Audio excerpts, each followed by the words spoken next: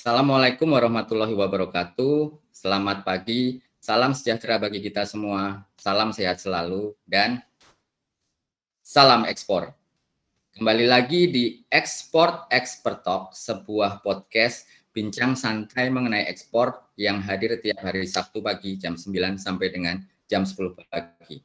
Acara ini sudah masuk ke episode ke-72 dan acara ini rutin tiap hari Sabtu menghadirkan expert di bidang ekspor tentunya, tidak hanya dari dalam negeri tetapi juga dari luar negeri juga.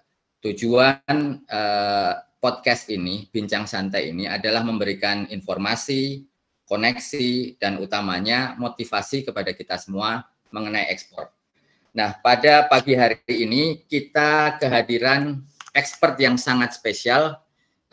Tema yang akan kita angkat pada hari ini adalah kayu manis, produk Indonesia yang ekspornya laris manis. Oleh karena itu kita hadirkan langsung salah satu eksportir kayu manis terbesar di Indonesia, sahabat saya, Mas Edi Prianto Utomo. Selamat pagi Mas Edi, apa kabar?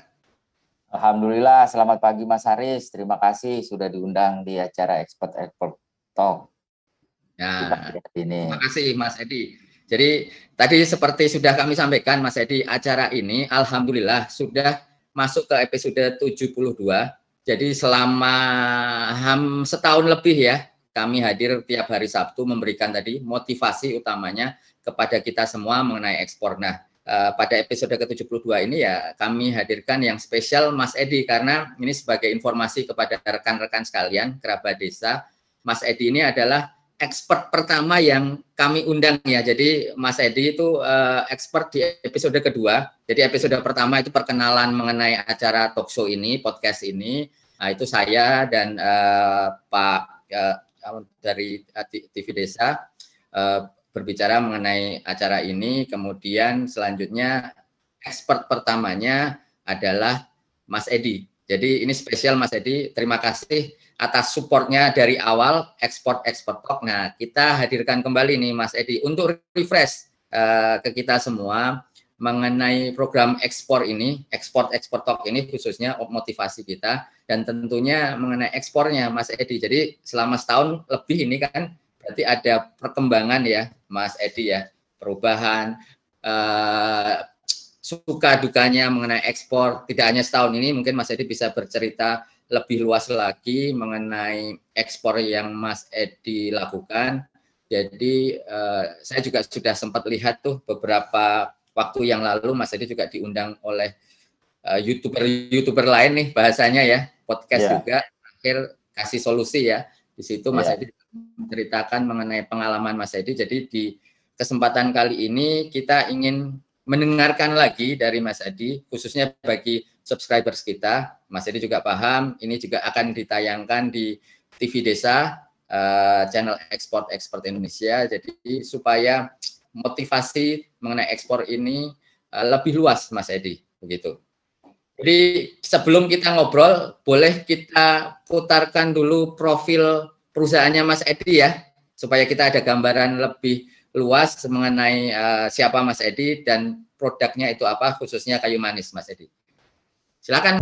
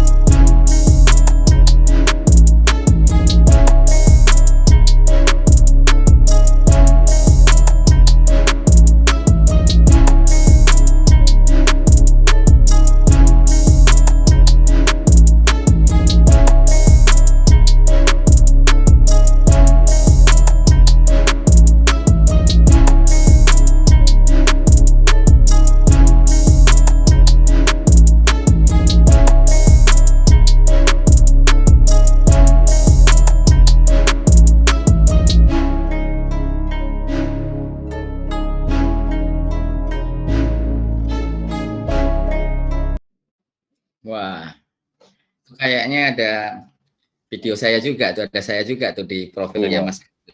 Siap, Nah, siap. Jadi kita ingin dengar lagi nih Mas Edi mengenai Mas Edi, terus kemudian ekspor yang sudah dilakukan, mungkin cerita aja ya Mas Edi ya, sama seperti yang pada waktu itu supaya lebih kita kenal lebih dalam mengenai Mas Edi. Yang jelas potensinya ya produk Indonesia itu ternyata saya juga baru paham, saya juga mau pelajari lebih detail lagi produk Indonesia yang ada di mana-mana, ini khususnya juga kan di TV Desa ya, Mas Edi ya, di ya. desa-desa di Indonesia, ternyata itu bisa diekspor dan jumlahnya besar sekali, harganya juga value-nya bisa kalau memang di luar negeri itu juga bisa lebih tinggi dan tentunya karena volumenya besar, tentunya kesejahteraan masyarakat khususnya di pedesaan juga akan lebih meningkat ya, Mas Edi ya, Ya, begitu. betul Mas Arief. Gitu. Mungkin Mas Edi bisa cerita mengenai perusahaan Mas Edi nih, karena saya dengar kan sudah 15 tahun ya, 10 atau 15 tahun ya Mas Edi ya Iya, perusahaannya. 10 tahun lah Mas, 10 tahun. 10 tahunan ya. Nah, Oke, oke. Awalnya bagaimana tuh Mas Edi? jadi awalnya itu sama apa, kita di 2010 itu Mas Aris. Oke. Jadi uh, awalnya itu kita ada kawan yang ngajakin, Mhm. ayo kita coba untuk ekspor karena kawan ada pengalaman seperti itu. Nah itu saya mulai belajar di situ. Nah awalnya itu banyak produk, kita buka gudang di Bogor waktu itu Cimanggis. Di Cimanggis Bogor ternyata pas jalan kita ekspor perdananya itu ke Amerika Pak. Mas, Nah tapi awalnya belum benar-benar sama sekali belum tahu ekspor ya? belum tahu. Jadi saya waktu itu belajarnya dari kawan yang memang Hmm. partner dalam satu perusahaan waktu itu. Ya, ya. Nah, itu belajar dari situ sambil terus belajar lagi gimana caranya ekspor Oke. gitu. Nah, itu pembelajaran ekspor tahun 10 tahun yang lalu itu nggak ada semasif kayak sekarang nih Mas Aris. Betul, Jadi betul. learning by doing gitu. Kalau sekarang kan mungkin bisa lihat di YouTube, di Ya, betul. podcastnya Mas Haris nih. Jadi teman-teman ini dengan eranya informasi ini lebih banyak belajar lah, harusnya lebih mudah. Apalagi informasi sekarang kan udah sangat mudah sekali gitu kan. Sangat Ya, ya. mudah, mau belajar juga tinggal buka ekspor tag podcastnya. Hmm. Apalagi udah ada aplikasinya juga ya Mas Haris ya. Ya, ya, betul, betul, Itu betul. lumayan lengkap, tinggal nanti eksekusinya aja gitu kan. Paling Betul. enggak kita tahu dulu nih ilmu dari sisi ilmunya. Dulu Mas kita belum ada Mas. Jadi di Mhm. awal itu banyak juga tuh dari sisi supplier, kita gudang di Cimanggis, barangnya di luarnya bagus, dalamnya nggak bagus gitu sono kan. Mhm. Banyak inilah, banyak masalah. Terus belum dari sisi handling gitu kan. Mhm. Terus pembayarannya bagaimana? Nah, Mhm. waktu itu kita juga ada pembayaran di awal-awal, kontainer pertama lancar, kontainer kedua ternyata si bayarnya bisa rilis kargo tanpa Oke. kita terima payment. Iya, Nah, oke. untungnya Mungkin waktu itu mungkin kita bertahap pakai nih, AC. Mas Edi Iya, nih. Kan nah, sudah sampai kontainer ya. Mungkin kita awal-awal iya, tadi disampaikan memang sama sekali dari tahu ya, Mas Edi ya. betul Dari betul Mas nol Haris. kita kita mulai belajar, tapi 10 tahun yang lalu, 12 tahun yang lalu mungkin itu berbeda eranya dengan sekarang. Dulu mungkin harus belajar sendiri, internet tidak semudah sekarang ini ya, Mas Edi ya. Betul. Prosesnya tentu banyak. Nah, kalau dari yang awal nih, Mas Edi, pelaku Ya, usaha yang sama sekali belum tahu, tentu belajar ya, seperti itu ya, betul. dengan mudah. Terus kira-kira yang setelah belajar mulai paham, yang harus diketahui itu dulu apa? Apakah kita cari buyer dulu atau produknya dulu nih Mas Edi? Nama awal itu kita tentuin produknya dulu kemarin Pak. Jadi karena itu tapi secara paralel kita mencari buyer Oke. di luar. Tapi Nah, harus waktu jelas ya, yang mau kita tawarkan ke buyer itu apa ya? Berarti produk itu tetap nomor ya, satu ya, walaupun paralel ya ya. Siap, siap. paralel sambil kita cari buyer gitu. Nah, Hmm. produknya itu juga kita harus tahu secara detail spesifikasi produknya, Hmm. secara kandungannya semuanya kita harus tahu. Hmm. Jadi jenis-jenisnya juga harus tahu. Nah itu terus apakah nanti apa kita ada juga sertifikat of analysis kalau perlu gitu kan. Katalog kita siapkan juga gitu. Nah, peralatan tempur itu baru kita waktu itu sambil paralel cari pembelinya waktu itu lewat Alibaba. Kita dapat pertamanya itu pakai yang free membership. Oh, ada free-nya juga ya, Mas Edi ya? Ada dulu, sekarang pun ada. Dulu cuman yang karena mungkin baru awal-awal Alibaba cukup masif gitu kan di luar. Kalau sekarang kan yang membershipnya agak mahal tuh. Terakhir itu sekitar 25 juta yang gold. Oke. Nah itu Mas Haris jadinya. Jadi sambil paralel. Nah ini tadi berarti kan harus oke. Nah, kalau menurut Mas Edi, oke. Kenapa produknya ini Mas Edi rempah-rempah nih atau produk-produk agro ya, pertanian ya? Kenapa Mas Edi memutuskan di situ nih Mas Edi? Ya pertama karena Pak Agro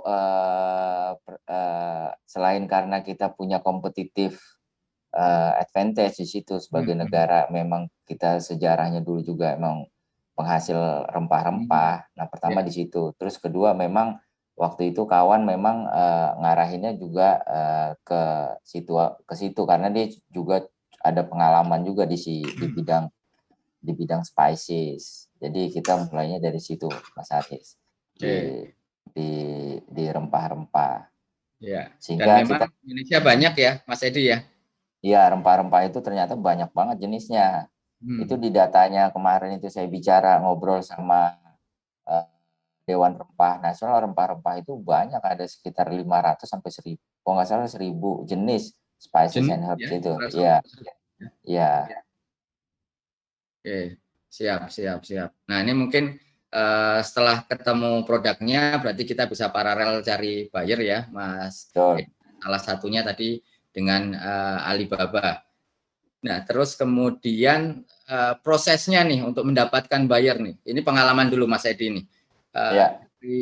Itu butuh waktu berapa lama sampai akhirnya bahasa kita sekarang ini pecah telur nih Mas Edi nih? Waktu itu kita kurang lebih 4 bulan 5 bulan Mas Haris. 4 bulan sampai 5 bulan. Karena kita melakukan di Alibaba kita posting, terus kita juga nyari, kita nggak cuma diam, kita nyari juga, terus bernegosiasi, akhirnya bisa pecah telur tuh selama kurang lebih 5 bulan. Dan waktu itu ke Amerika yang pertama kita. Oh, yang pertama ke Amerika ya. Yang pertama apa itu Mas Edi akhirnya produknya? Kayu manis. Oh, yang pertama juga kayu manis ya? Kayu manis. Jadi memang awalnya kita di kayu manis dulu, kita kuatin sampai memang 1-2 produk dulu sampai memang marketnya establish secara supply chain juga kita ini, secara produksi juga ini, baru bertahap ke produk yang lain. Oke. Nah, kayu manis itu diambil dari mana Mas Edi? Kita ambilnya dari Kerinci, Mas. Kerinci itu masuknya di perbatasan antara Sumatera Barat dengan Kota Jambi. Jadi kalau kita ke sana itu naik pesawat, turunnya di Padang bukan di Jambi. Di Padang, habis itu kita lewat naik travel atau lewat jalur darat itu kurang lebih 8 sampai 9 jam. Oh, jauh juga ya? Lumayan Mas. Ke sana ya. Di dekat Gunung Kerinci, di bawah kaki Gunung Kerinci. Yang terbaik di Indonesia di situ? Di situ ya. Atau yang terbaik di dunia itu mungkin bisa dibilang? Boleh dibilang terbaik di dunia untuk sisi yang spesies Burmani. Dan spesiesnya macam-macam ya, Mas Edi ya? Di dunia ini ada 3 spesies. Pertama Cinnamomum cassia yang dari Vietnam atau Cina. Terus kita Cinnamomum burmani. Terus yang Ceylon cinnamon yang dari Sri Lanka. Jadi masing-masing punya karakteristik yang berbeda, tergantung jadi punya segmentasi market yang berbeda juga jadinya. Oke. Nah, kalau melihat tadi posisi Kerinci itu kan jauh ya, Mas Edi ya, dari Padang setelah travel 8 sampai 9 jam. Ketika pertama kali Mas Edi menentukan produknya kayu manis setelah research, itu tahu nggak posisinya? Ternyata kita harus sampai di situ tuh, sampai sejauh itu, atau seiring berjalannya Mas Edi? Ya, pertama kita kan memang di awal itu udah nentuin rinci ya, kayu manis. Mhm. Ternyata kita harus tahu nih penghasil kayu manis di Indonesia itu sumbernya di mana, karena kita harus tahu. Ternyata yang paling besar menurut kita itu dari daerah Kerinci. Nah, akhirnya kita ke sana tuh, Hmm. saya dan beberapa teman ke sana untuk sourcing dan menghubungi beberapa petani dan kolektor atau pengepul di sana. Itu berarti sebelum sebelum dapat bayar atau sesudah dapat bayar, Mas Edi? Sebelum dapat bayar. Oke. Berarti memang memang harus siap ya produknya ya sebelum kita kirim itu Betul. ya. Betul. Dan dari sisi produk kita harus clear dulu, baru kita uh, sambil paralel mencari pembelinya, gitu Mas Haris. Oke, oke, oke. Produknya seperti itu, permintaan yang pertama dari Amerika dapat bayar di awal melalui Alibaba ya, Mas Edi. Alibaba. Nah, kalau sekarang metode saat ini, sekarang ini kan semuanya lebih mudah.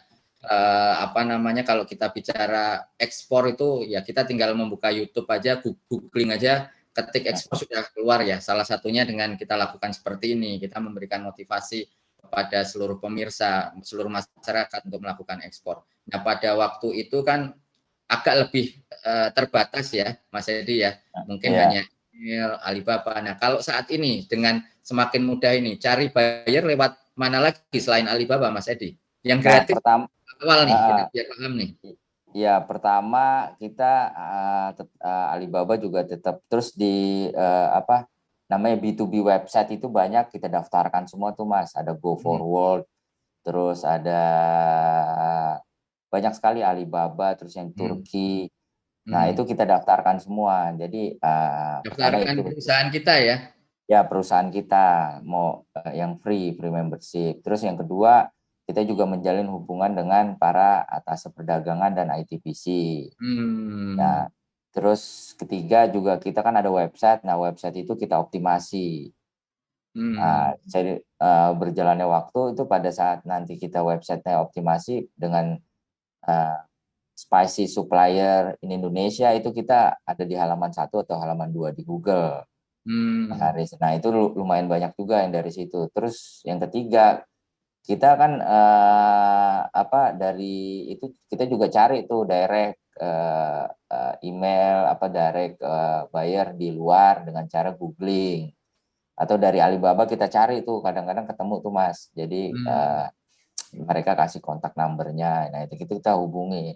Nah, setelah dapat bayar itu kita maintain bayarnya, kita maintain terus. Kadang-kadang yang udah kita hubungi terus berinteraksi setahun kemudian atau setahun setengah sampai 2 tahun itu baru deal. Gitu. Tapi Hmm. komunikasi terus dilakukan selama ini. Itu Hmm. jadinya Haris. Jadi memang Atau nggak langsung ya, Mas Edi ya, dapat bayar langsung betul. enggak ya, butuh proses. Iya. Ada yang cepat, ada yang memang butuh proses. Mereka Oke, kan butuh butuh ini juga kan. Pada saat ada kebutuhan mereka baru proses. oke, oke, Gitu. oke, oke, oke. Eh, Nah, yang paling cepat itu tadi berapa lama dan paling lama berapa lama juga nih, Mas Edi nih? Paling cepat ya kita komunikasi sebulan 2 bulan itu udah paling cepat itu sebelum. Kadang-kadang satu buyer itu kan kita permintaannya nggak cuma kayu manis nanti. Mereka ada yang minta cengkeh, terus ada Oke. yang minta kumis kucing.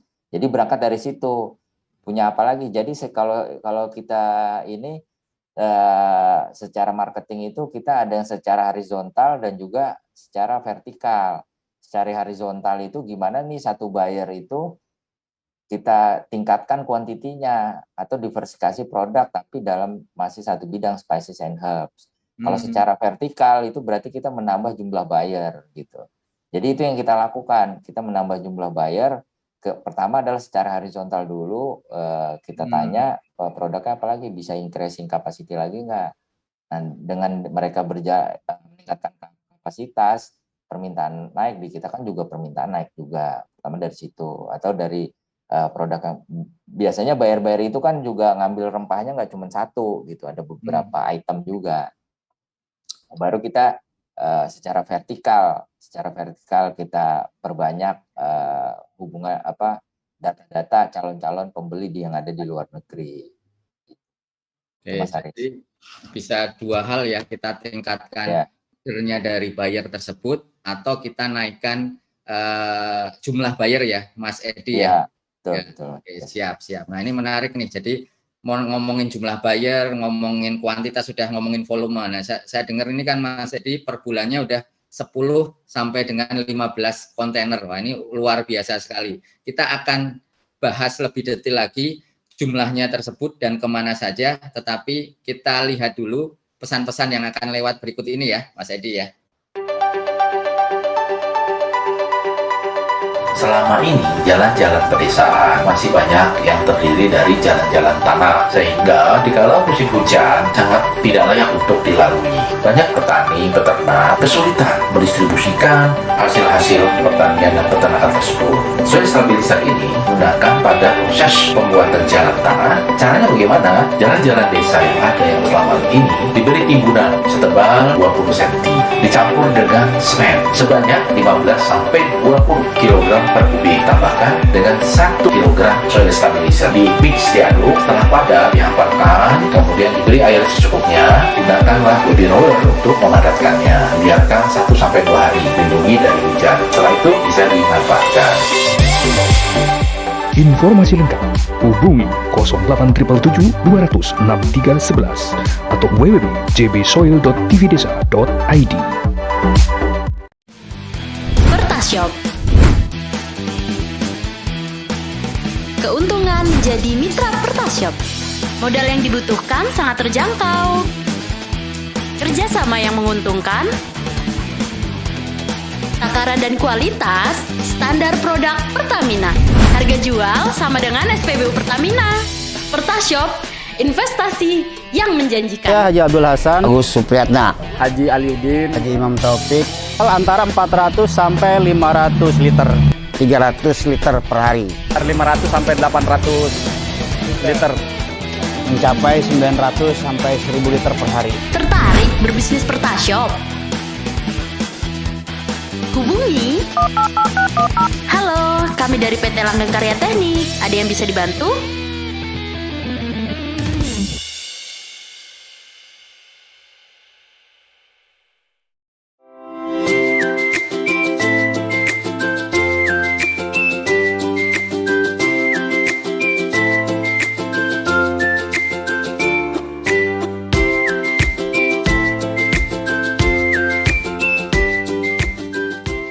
Dapatkan kabar baik dan kebaikan desa dan perdesaan hanya di TV Desa News.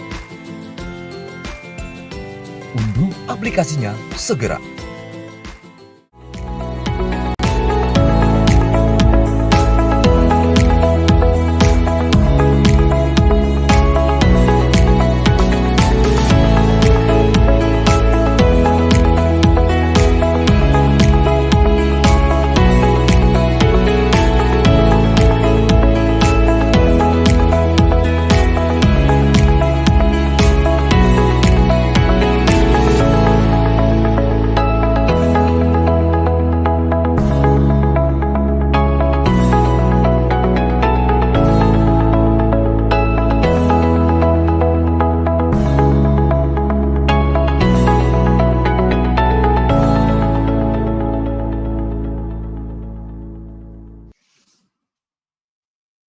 Salam ekspor.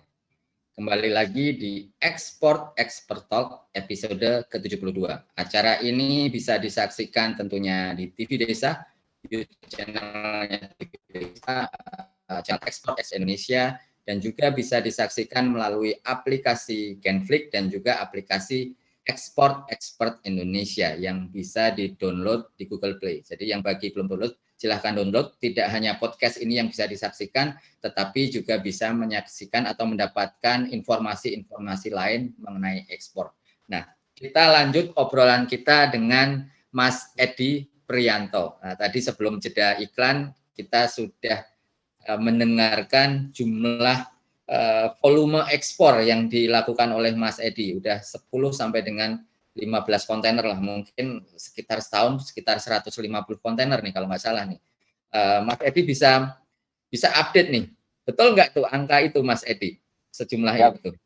ya kurang lebih segitu Mas. Untuk maksudnya nggak cuma kayu manis ya, ada Oke, beberapa nggak produk cuma juga. kayu manis ya. Oke, jadi luar biasa ya, jumlahnya besar sekali dan itu sebagian atau mungkin seluruhnya produk pertanian ya, Mas Edi ya.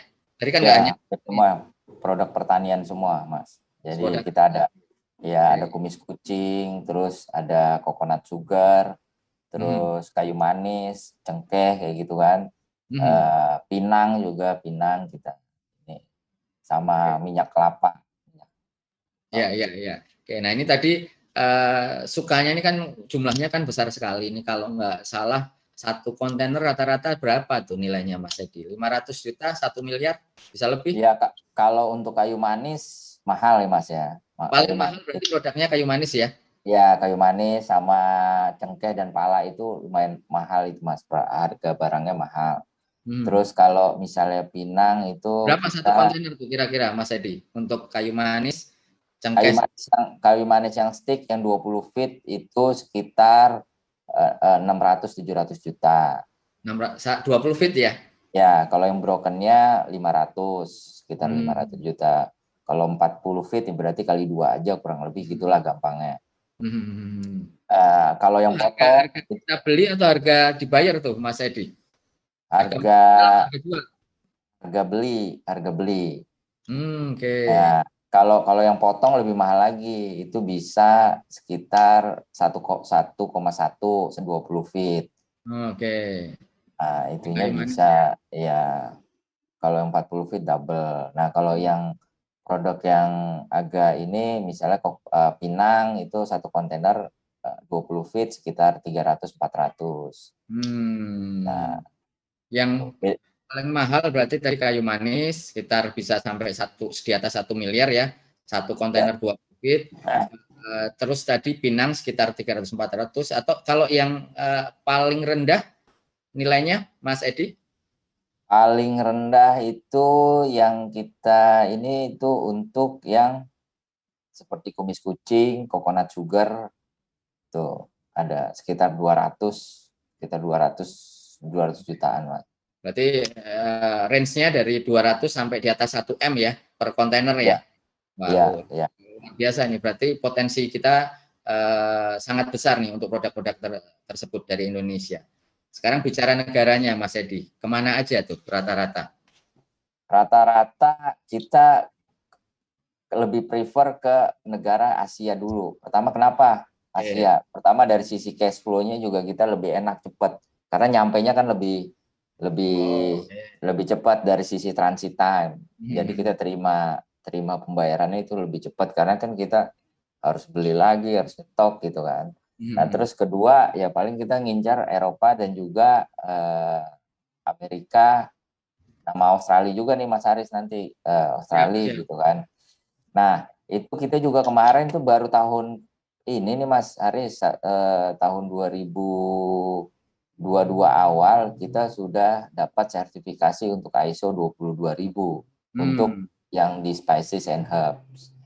Karena memang ini dari mungkin sekitar 3-4 tahun yang lalu kita juga harus, wah ini kedepannya harus untuk sertifikasi ISO 22000 karena tuntutan dari buyer yang besar-besar di luar itu mereka harus punya untuk sertifikasi ISO 22000. Nah, alhamdulillah kita sudah dapat tuh di tahun ini, di awal tahun kemarin. Nah, rencana awal tahun ini kita mau sertifikasi organik. Mau sertifikasi organik untuk beberapa produk lah nanti yang kita sertifikasi. Oke, siap. Berarti sertifikasi itu menjadi hal yang penting juga ya, Mas Edi ya? Ya, nanti seiring berjalannya waktu, ntar ketemu tuh ada pembeli yang memang mereka mensyaratkan untuk sertifikasi, tapi ada juga yang enggak gitu. Perbandingannya Mas Edi antara buyer yang minta sertifikasi sama enggak, sama perbedaan harga, pasti ada perbedaan harga dong. Bedanya berapa? Betul, ada perbedaan harganya sekitar, kalau untuk yang organik ya, organik itu perbedaannya 20-30%. 20-30%. Jadi, ya, 20% dari yang konvensional biasa. Oke, jadi contohnya tadi umpamanya kayu manis lah, Yang biasa 1 miliar, kalau umpamanya yang organik bisa 1,2, begitu? Ya, betul. Kurang lebih segitu. Oke, siap. Wah, berarti ada nilai tambah yang cukup besar ya, sekitar 20% ya. Betul. Cuman kan kalau organik itu kita ada kuota ya Mas ya. Jadi yang disertifikasi itu berapa banyak lahannya. Nah, ntar karena itu mereka kan tahu tuh nanti yang sertifikasi, oh berarti dalam setahun menghasilkan sekian, kita nggak bisa lebih tuh. Jadi untuk misalnya contohnya kayu manis, 1 tahun yang kita sertifikasi adalah misalnya kita kerja sama petani atau kelompok tani, ya tentunya juga nanti ada kerjasamanya. Nah itu misalnya 10 hektar atau berapa. Nah itu kan dalam 1 hektar itu menghasilkan berapa kayu manis kan tumbuhnya. Nah jadi kita kuotanya nggak bisa lebih dari itu istilahnya. Oke. Jadi ada prosesnya juga ya tentunya ya. Ada prosesnya mereka ini. Oke. Kalau bicara lapangan pekerjaan atau mungkin petani yang terlibat di sini nih, Mas Edi nih, itu kira-kira ada berapa nih yang bekerja atau mungkin yang Mas Edi mengambil produknya dari mereka itu ada berapa jumlahnya, Mas Edi? Yang secara langsung aja yang kerja, maksudnya kalau yang supply sih banyak ya Mas. Jadi ada beberapa petani, terus kita juga ngambil dari beberapa kolektor, pengepul gitu kan. Nah itu lumayan banyak, jadi bisa sehari ya mungkin yang datang bisa 10 sampai 20 orang gitu nganter barang. Kalau perkiraan 1 kontainer itu kira-kira ada berapa petani yang kayu manis lah, bicara kayu manis lah yang nilainya besar. Ada petani yang kalau kita bicarain dari semua petani itu rata-rata 1 petani itu mereka kirim bisa 100 kilo sampai 200 kilo rata-rata, di bawah 500 kilo lah kalau petani. Rata-rata mereka kirim begitu. Kalau kita isinya 10 ton ya tinggal dibagi aja tuh, butuh berapa petani kan, 10 sampai dibagi 200 kilo. Nah kira-kira sekitar 50 ya Mas Haris ya, 50 ya. Nah sekitar 50 petani gitu kan. Kalau kita rata-rata sekitar 200 kilo gitu kan. Cuman kan ada yang kirim 100 kilo, 50 kilo gitu. Iya. Dan itu petani itu berarti Mas Edi posisinya selaku konsolidator atau buyer nih kalau umpamanya kita bicara dengan petani. Karena petani kan dia tidak langsung melakukan itu kan ya, Mas Edi ya. Kita sebagai pembelinya jadinya di sana. Kita kan buka gudang di Kerinci gitu kan, processing juga di Kerinci. Nah, mereka kumpulin tuh. Berarti Mas Edi ada gudang ya di Kerinci ya? Ada Mas Haris. Jadi di sana kita mereka datang, kita cek sesuai dengan kesepakatan spesifikasi. Nah, kita baru kita selesaikan pembayaran gitu, Mas. Oke. Berarti bagi petani akan langsung menerima pembayaran ya sesuai dengan kualitas dan kuantitas produk ya berarti ya Mas Edi ya. Betul. Jadi mereka nggak harus ke tempat lain gitu atau jauh-jauh ke Padang. Kalau ke Padang atau biasanya kan eksportirnya itu mereka gudangnya di kota-kota besar tuh Mas Haris. Besar gitu. Jadi dengan ini mereka bisa lebih cepat, harga juga lebih bagus gitu kan. Ya, harganya lebih bagus ya berarti ya bagi petani. Ya, bagus bagi petani. Ya, oke. Terus Mas Edi nih untuk menentukan tadi ini kelihatannya kan gampang tapi ya nggak gampang-gampang juga ya Mas Edi ya karena kita harus tahu produk nih. Kemarin Mas Edi sempat cerita ke saya ternyata jenisnya juga macam-macam. Terus tadi kita bicara ekspor ada kadar air lah yang paling mudah lah kalau kita bicara sertifikasi kan udah level berikutnya ya. Tapi yang mudah aja kadar air itu aja ngitungnya bagaimana kan harus paham ya Mas Edi ya. Mungkin Mas Edi bisa cerita kembali nih dukanya. Tadi senangnya sudah ada ngirim 1 kontainer senilai berapa lah 1 miliar seperti itu. Tetapi dukanya apakah ada nih Mas Edi nih pernah nggak mengalami kerugian atau penipuan begitu Mas Edi?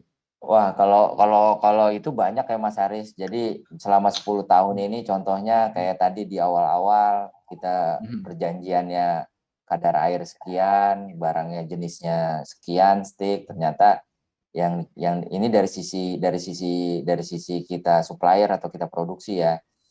Baru Nah, dari sisi Indonesia aja ya, ya, berarti ya ini. dari sisi ininya yang dikirim misalnya kadar airnya misalnya 5, yang dikirim kadar air 15, 10, sedangkan kita sudah bayar di awal gitu kan. Nah, itu kan berarti kita loss tuh Mas Aris. Dan kita kirim keluar itu kan harus bentuk kering karena nggak bisa tuh, pasti problem kalau kadar airnya tidak sesuai, pasti berjamur gitu. Apalagi di dalam kontainer itu kan panas gitu kan, pasti berjamur dan akan jadi problem di sana. Nah, itu dari sisi itu, belum dari sisi kualitas barang nanti. Kita harus sortasi lagi. Nah, itu dari pengalaman-pengalaman itu. Terus kedua, saya juga itu dari sisi kita udah kasih DP, barang yang nggak dikirim juga ada.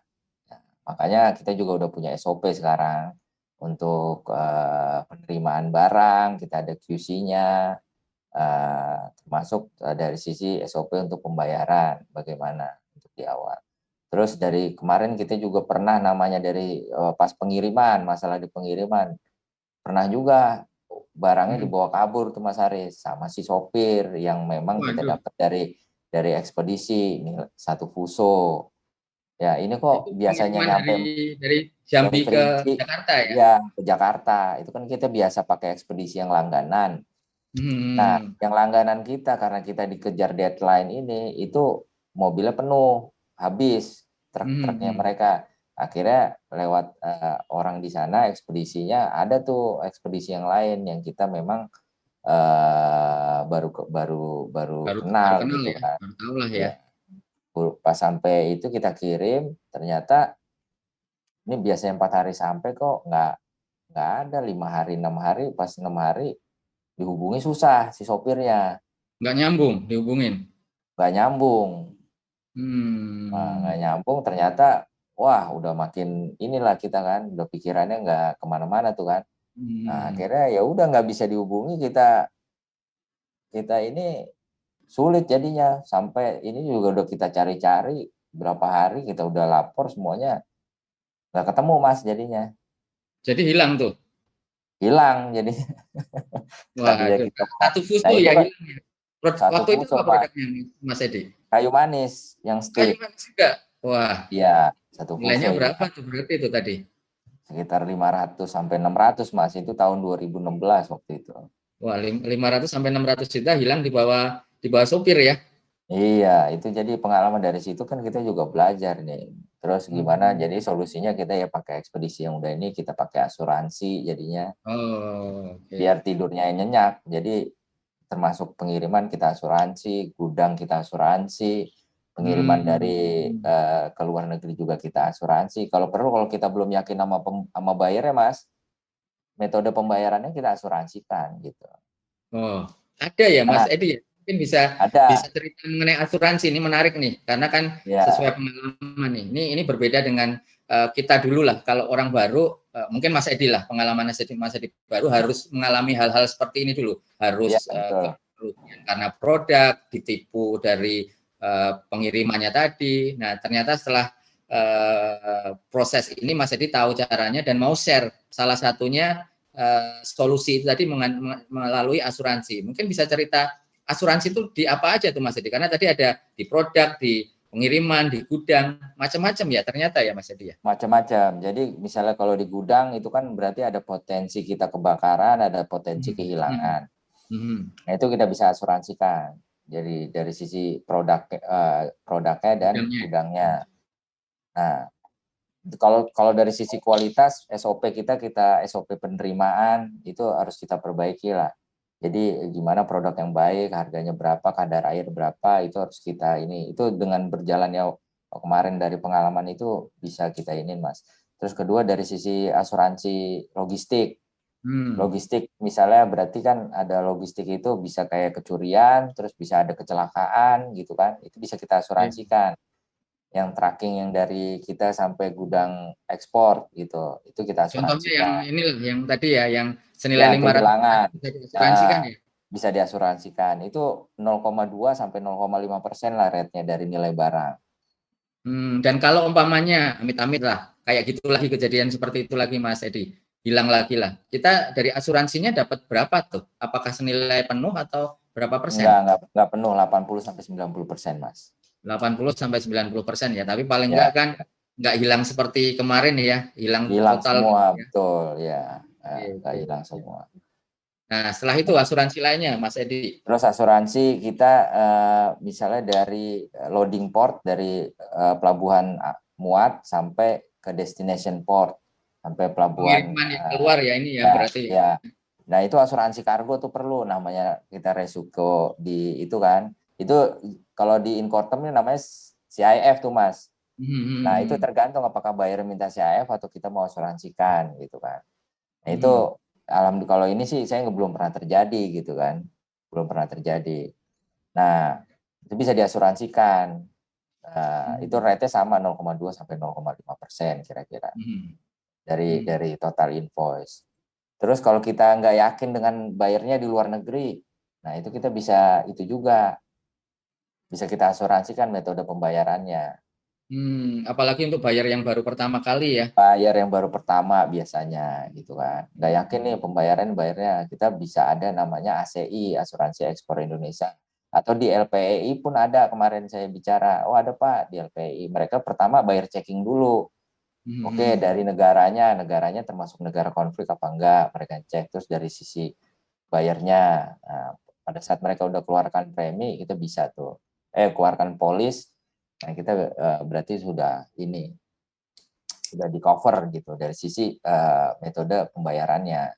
Oke. Tapi memang ada nih buyer yang nipu-nipu gitu juga Mas Edi. Ya contohnya yang kayak tadi tuh Mas Aris, saya yang pengiriman dulu di awal yang pengiriman kedua, ketiga itu mereka karena dia bisa ngambil barang tanpa original dokumen, saya nggak ngerti juga. Akhirnya karena kita pakai insurance di cover tuh, walaupun waktu itu investigasinya memakan waktu sekitar 5-6 bulan gitu. Tapi itu pakai insurance ya, alhamdulillah ya. Pakai insurance. Terus yang kedua kita ngirim ke Mauritius waktu itu. Oke. Jadi dengan pembayarannya adalah DP at site, Bank.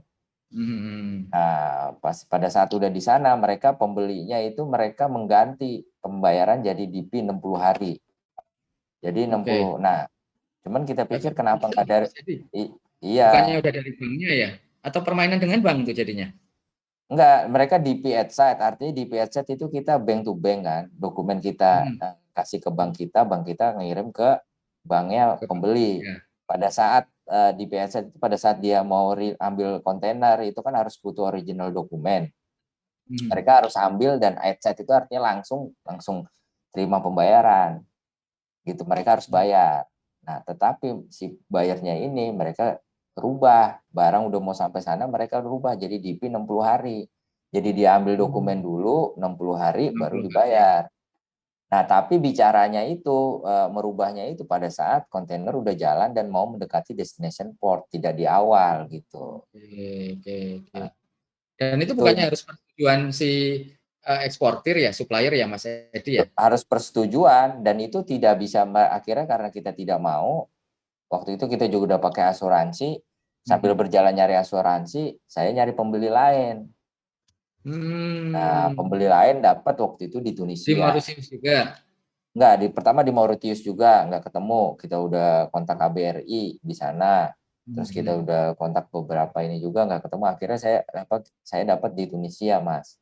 Mereka ngasih DP, ya kan? Harga juga kita turunin dikit, kasih DP. Terus kita rubah ekspor dokumennya, barang muter lagi tuh dari Mauritius ke Singapura, baru ke Tunisia sesuai rutenya pelayaran. Oke. Karena mereka kan tidak bisa. Sudah di kapal ya ini ya ceritanya Mas Edi ya? Udah di kapal, udah bersandar di Mauritius. Karena dokumen udah ada di banknya di Mauritius, Bank Mauritius. Tapi mereka tidak ambil barang, tidak ambil dokumen. Berarti ini nggak di bea cukai, di pelayaran sana mereka nggak bisa ambil barang. Gitu. Karena at site kan di awal mereka nggak ambil itu. Sampai kena biaya demurrage sih kemarin itu. Demurrage. Ya, sampai BD Mortgage. Nah, kayak Wah. gitu-gitu tuh Mas Haris. Jadi memang perlu, artinya dari situ saya dapat pelajaran bahwa kita mitigasi di awal itu, pembeli itu pertama kita checking dulu. Terus kedua, kita bayar checking. Kedua, kita hubungi atas perdagangan untuk di awal ya, atau ITPC atau KBRI untuk memastikan bahwa memang kita ada sini dan secara track record misalnya nggak ada masalah gitu kan, karena penting sekali jadinya track record. Terus ketiga baru kita cover asuransi. Kalau memang masih belum yakin juga dari ini, dari sisi pembayaran. Jadi kita ada untuk itu ada 3 lapis jadinya. Oke, jadi Dari sisi bayar. betul. Kita tetap harus cek dan recheck ya, Mas Ya. Edi. Ya kecuali pembayarannya aman ya. Maksudnya pembayaran aman itu artinya kita terima advance payment 30, sisanya kopi BL. Nah, itu aman itu. Sebenarnya itu udah aman. Jadi kita keterima uang muka. Cuman kan rata-rata ada beberapa pembeli yang nggak mau, terutama rata-rata sih pembeli besar gitu. Cuman kita waktu itu salahnya ini bukan pembeli besar. Secara ini kita langkah yang nomor 1, nomor 2 itu tidak dilakukan, tapi langsung nomor 3. Gitu. Oke. Nah, ini berarti ada bermacam-macam jenis juga ya bayar. Tadi kan ada bayar yang besar, otomatis kalau bayar besar kan kita lebih percaya ya, karena perusahaannya udah jelas kan. Ambilnya tidak hanya dari kita aja, dari tempat yang lain juga. Jadi kemungkinan menipunya lebih kecil. Kalau yang baru karena kita belum kenal, mungkin kita lebih hati-hati juga tuh Mas Edi ya. Kita minta advance payment. Terus kedua, kalau bayar yang besar itu kan mereka secara kredibilitas sudah ini, dan mereka rata-rata jarang sekali tuh Mas yang mau ngasih advance payment. Nah, kalau jenis-jenis payment nih yang pengalaman Mas Edi paling banyak dilakukan jenis payment seperti apa Mas Edi? Kalau saya rata-rata itu pakai TT Mas, Telegraphic Transfer, advance payment, balance copy PL, rata-rata itu. Tapi untuk berarti yang kita ngasih DP dulu ya secara umum ya? Ya, DP dulu. Ada juga yang kita ke Malaysia kita kirim barang dulu. Oh, itu kirim barang dulu nggak takut ketipu tuh Mas Edi itu? Nah, awal-awalnya saya itu karena gini Mas Ari, saya udah nyoba selama setahun 2 tahun, mereka tetap, dan ternyata di sana emang bayar besar. Mereka memang secara ini mereka udah punya banyak supplier gitu kan, buying power-nya tinggi lah. Nah, mereka tinggal milih, nggak mau ini, susah kan, tidak terjadi negosiasi. Saya minta advance, mereka nggak mau. Itu setahun 2 tahun. Akhirnya apa? Kita research awal nih bayar gimana, googling, tanya-tanya. Terus kedua kita hubungi, waktu itu saya hubungi Bu Dewi Atdak Malaysia. Ya, Bu Punto Dewi ya betul. Nah itu Atdak Malaysia ini bayar ini gimana? Wah ini bayar besar, maksudnya bayar besar, cuman terserah Bapak kalau untuk masalah payment term. Dia bilang begitu. Nah, terus ketiga kita ikutin asuransi. Ya alhamdulillah sampai sekarang tuh rutin, walaupun pembayarannya pas sampai sana. Asalkan kita bisa jaga quality. Secara ini quality kita jaga, ini juga kita jaga. Ya udah. Rutin terus, alhamdulillah ke Malaysia jadinya. Kadang-kadang begitu Mas Haris, kita mau minta advance payment, nggak cocok, nggak terjadi dealing bisnis. Makanya tinggal kalau saya tetap minta advance payment ya nggak terjadi dealing kan, karena memang nggak cocok dari sisi ininya gitu kan. Iya. Nah seperti itu. Jadi sebenarnya jualan di luar negeri sama di dalam negeri ya prinsipnya sama ya Mas Edi ya secara umum ya. Kita kepercayaan, terus nanti kita gimana bayar pun juga sebenarnya kan awalnya juga pasti ragu juga kan dengan kita kan ya. Betul. Ragu juga. Makanya memang kita harus secara product knowledge, secara istilah-istilah ekspor impor itu kita harus memang paham. Kenapa? Karena mereka juga pada saat kita minta advance payment, mereka kan beresiko tuh ngasih uang muka juga kan. Oke, betul. Jadi ngasih uang muka. Ini betul. Atau minta LC. Kalau untuk yang Pinang kita rata-rata hampir semuanya LC karena regulasi negaranya. Oke, negara mana tuh, Mas? Bangladesh ya. Bangladesh, LC ya. Pakistan. Iya, ya. Kalau ke Cina pernah nggak Mas Edi? Pernah Mas, ini kita juga minggu depan mau ekspor ke Cina. Produknya apa tuh Mas Edi? Kebetulan kemarin ada yang nanyakan sih, karena ke Cina itu katanya nih, saya makanya mau konfirmasi juga ke Mas Edi. Perusahaannya harus terdaftar dulu atau bagaimana? Betul, harus terdaftar dulu Mas sekarang. Jadi waktu itu saya di akhir tahun kemarin itu mereka harus terdaftar kayak FDA-nya Cina. Jadi produknya itu harus kita daftarkan dulu, berapa produknya, baru di FDA-nya Cina untuk verifikasi, karena untuk masalah ini ya, safety food dan lain-lain. Nah itu harus didaftarkan dulu sekarang. Nah sekarang itu akhir tahun 2021 lah, awal kita udah daftarkan untuk beberapa produk. Nah saya mau daftarkan ulang lagi, sekarang harus diverifikasi lagi sama karantina sini Mas. Badan karantina sini diverifikasi gudangnya di mana, apakah sudah memenuhi standar, agak lebih inilah. Khusus untuk Cina? Khusus untuk Cina. Oke. Jadi semua produknya itu harus didaftarkan dulu kayak di FDA-nya mereka. Dan mereka mendaftarkan nanti akan diverifikasi sama orang karantina sini Mas, Indonesia. Siap. Kementerian Pertanian. Iya. Karena produk pertanian ya. Produk pertanian, betul.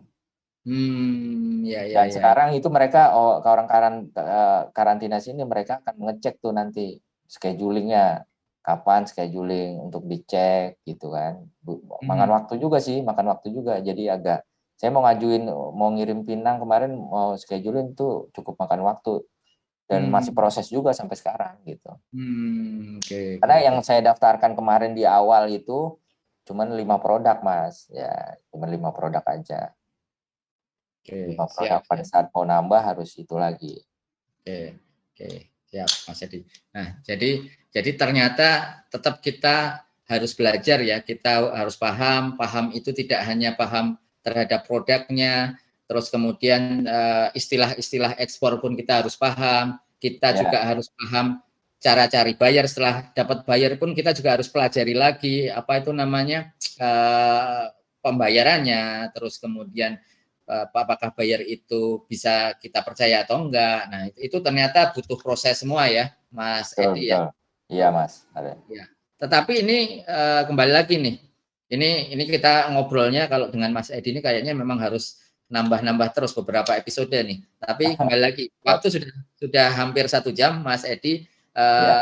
Besok nanti kita akan diskusi lebih lanjut lagi, tetapi mungkin Mas Edi bisa sampaikan ke kita semua nih, dari pengalaman Mas Edi yang dari sama sekali belum pernah ekspor, sekarang ekspornya bisa 150 kontainer lah per tahun lah, bisa dibilang seperti itu memotivasi kita semua itu seperti apa Mas Edi, sekaligus untuk closing statement nih di podcast kita kali ini, monggo Mas Edi. Ya, artinya terima kasih Mas Aris. Jadi untuk kita untuk ekspor itu intinya cuma 2, ada pembelinya dan juga ada barangnya.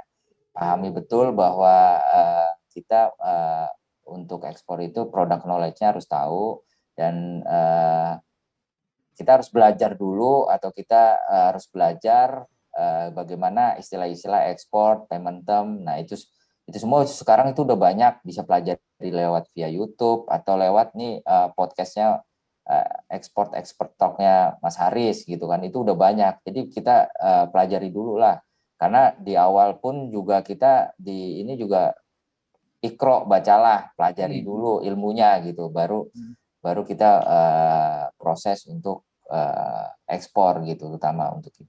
Kira-kira begitu Mas Haris jadinya.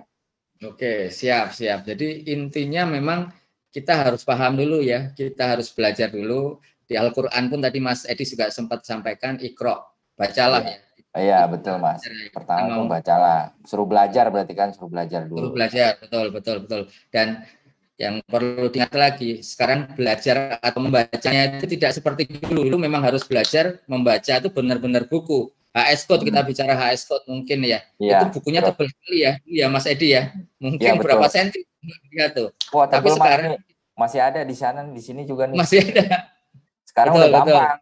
Tinggal buka website aja di INSW. Kita tinggal buka website aja, tinggal ketik aja, tinggal enter aja sudah ketemu ya Mas Edi ya. Iya, betul. Ya, jadi sekarang ini sebetulnya bagi kita semua tidak ada alasan untuk tidak ekspor karena semuanya mudah. Pemerintah pun juga memberikan regulasi yang semakin dipermudah. Tadi Mas Edi juga sampaikan cara cari buyer salah satunya meyakinkan itu adalah dengan ADAC dan ITPC. Jadi Kementerian Perdagangan ada perwakilan juga di luar negeri namanya Atas Perdagangan dan ITPC Indonesian Trade Promotion Center. Kita bisa minta bantuan ke mereka untuk memverifikasi buyer kita tersebut gitu loh. Terus kemudian selain itu pun juga ada KBRI KJRI ya. Tadi Mas Edi sampaikan di Mauritius itu tidak ada ADAC dan ITPC, tapi tentunya mereka bisa memberikan masukan. Contoh, ternyata buyer ini kurang bonafit lah bahasanya seperti itu ya.